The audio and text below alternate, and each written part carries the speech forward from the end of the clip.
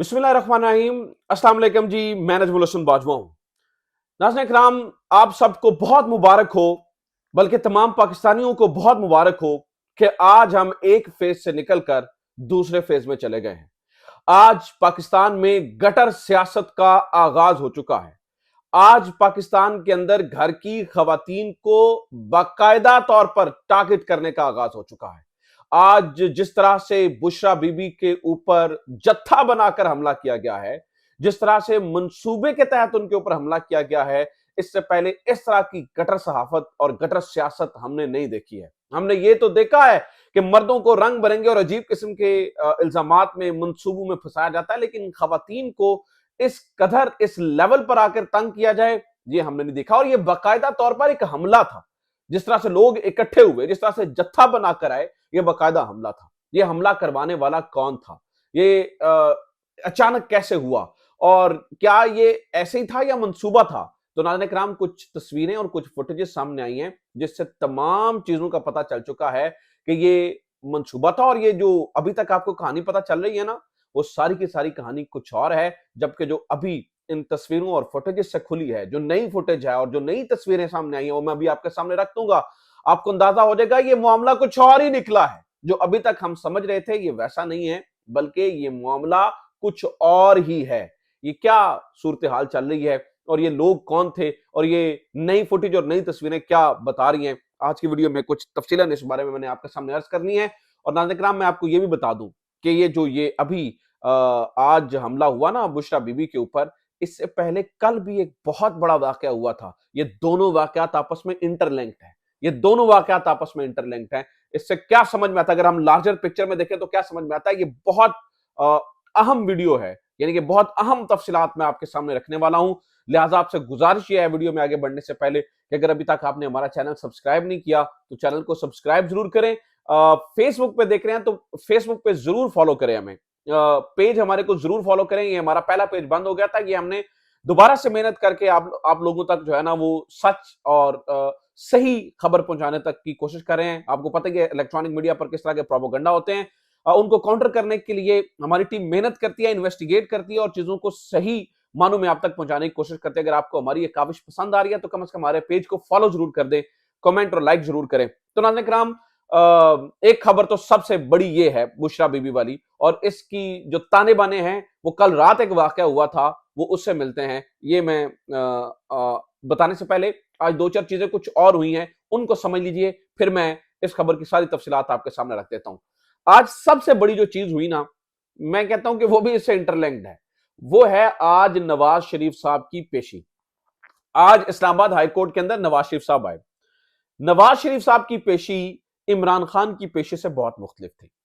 नवाज शरीफ साहब की पेशी के ऊपर भी कारकुनान आए, बड़ी तादाद के अंदर कारकुनान आए, लेकिन जो इमरान खान के साथ कारकुनान आते थे उतनी बड़ी तादाद के अंदर कारकुनान नहीं थे। ना वो जोश था, ना वो वलवला था, लेकिन कारकुनान थे। जो अजीब बात है, जब इमरान खान इस्लामाबाद हाईकोर्ट में पेश होता था तो कहा जाता था कि जनाब इस्लाम गाड़ी अंदर आने की इजाजत नहीं है। इमरान खान को पहले जो है ना वो पुलिस उसका इस्तकबाल करती थी, जिन्होंने शील्ड्स और पहनी होती थी और जिन्होंने डंडे उठाए होते थे, और आंसू गैस हो रही होती थी तो पुलिस सबसे पहले इमरान खान का कोर्ट में और जुडिशियल कॉम्प्लेक्स में और इस्लामाबाद हाई कोर्ट में पहले स्वागत करती थी। फिर इमरान खान की गाड़ी को बाहर रोका जाता था, इमरान खान को पैदल जो है ना वो गेट से लेकर आया जाता था। आज नवाज शरीफ नाज़रीन इकराम जब अदालत में पेश हुआ, आप हैरान हो जाएंगे, आप हैरान हो जाएंगे कि क्या हुआ। आज ऐसे लगता था जैसे पुलिस साथ में प्रोटोकॉल देने के लिए खड़ी है।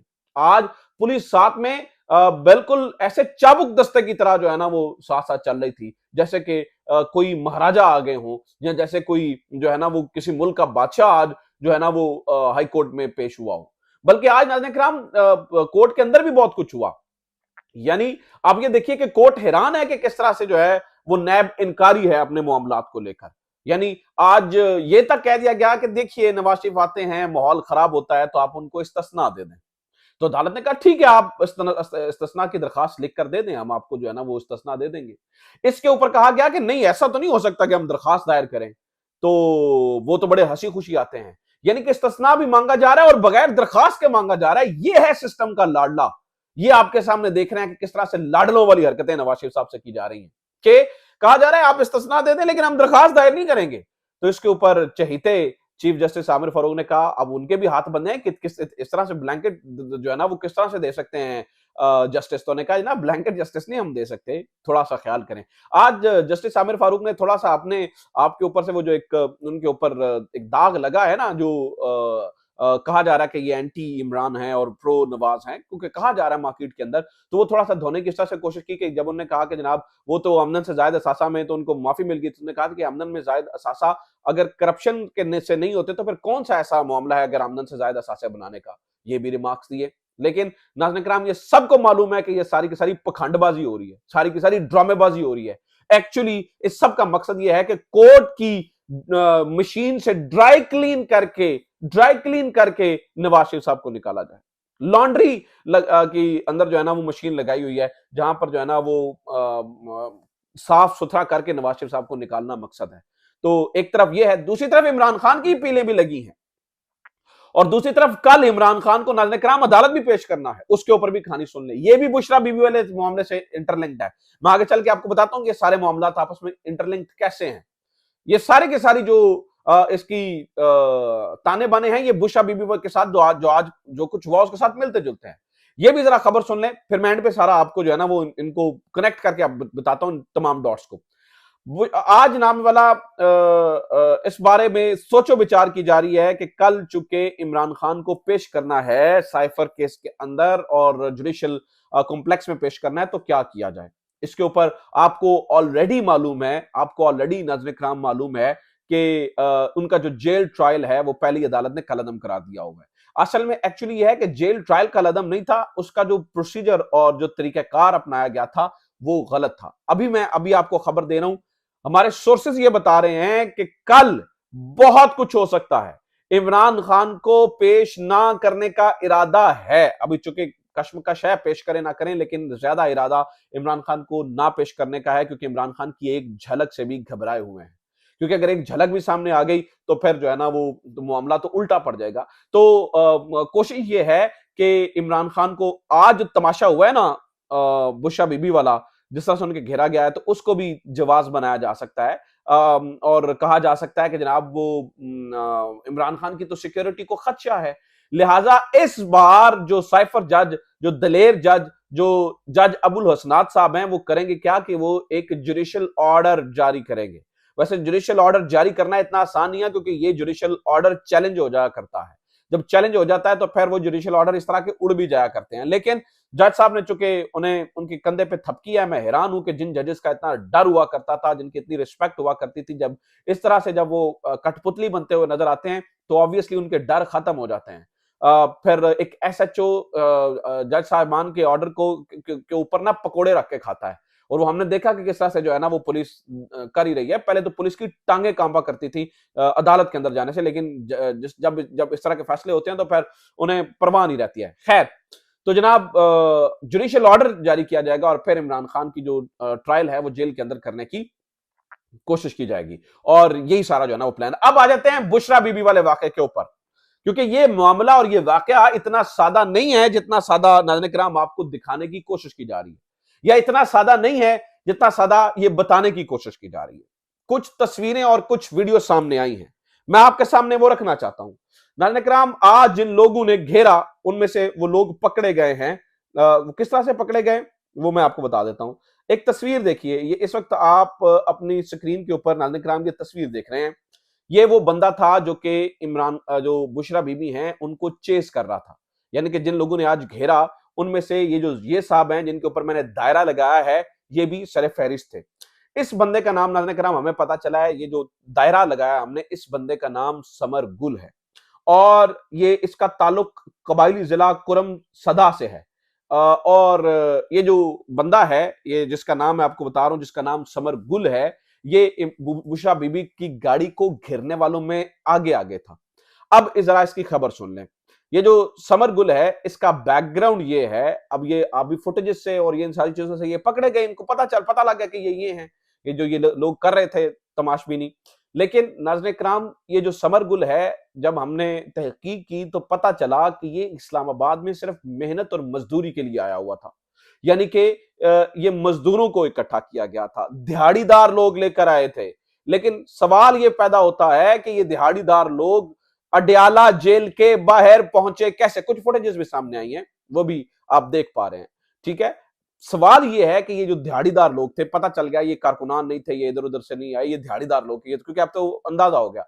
सवाल ये है सबसे ज्यादा इंपॉर्टेंट कि ये जो दिहाड़ीदार लोग थे ये लेकर कौन आया? ठीक है, और इन्होंने आकर पर्टिकुलर नारे बुशरा बीबी की जाती जिंदगी से और जो काला जादू और इस तरह के जो है ना वो नारे लगाए गए। इस इन धारदार लोगों जेल के करीब पहुंचे कैसे? इमरान खान के वकील, इमरान खान के सपोर्टर्स वहां पे नहीं पहुंच सकते, लेकिन ये पहुंचे। आज ही ऐसा क्यों हुआ? अब नाज़रीन किराम, असल बैकग्राउंड, असल कहानी जो मैं आपको बता रहा हूं ना वो कुछ और है, वो जरा सुनिए। इमरान खान को थ्रेट किया गया था बुशरा बीबी को लेकर, और इमरान खान जो है वो आपको मालूम ही है कि किस कदर सेंसिटिव हैं बुशरा बीबी को लेकर। मैं सेल्फ एविडेंट हूँ इस बात का, और मैंने वो वाक़या आपको ऑलरेडी सुना चुका हूँ कि जब इमरान खान के घर के ऊपर हमला हुआ था, तो इमरान खान ने बड़ा कैटेगोरिकली जब उनसे पूछा कि आपको कैसा, मतलब सबसे दुखी चीज़ क्या थी? तो उन्होंने कहा मेरे लिए सबसे ज़्यादा दुखी चीज़ ये थी कि बुशरा बीबी घर के अंदर थी और ये सिर्फ़ उसको सुनाने के लिए मेरे वर्कर्स को मार रहे थे ताकि उसकी उनकी चीखें बुशरा बीबी के कानों तक जाएँ। यानी कि ये इमरान खान इस कदर सेंसिटिव हैं बुशरा बीबी को लेकर। आज जो कुछ हुआ है ये इमरान खान को टीज़ करने के लिए, और ये एक नया मंसूबा है। नया मंसूबा, इसका ताल्लुक कल रात से है। कल रात क्या हुआ था वो सुन लें ज़रा। कल रात कुछ हुआ था।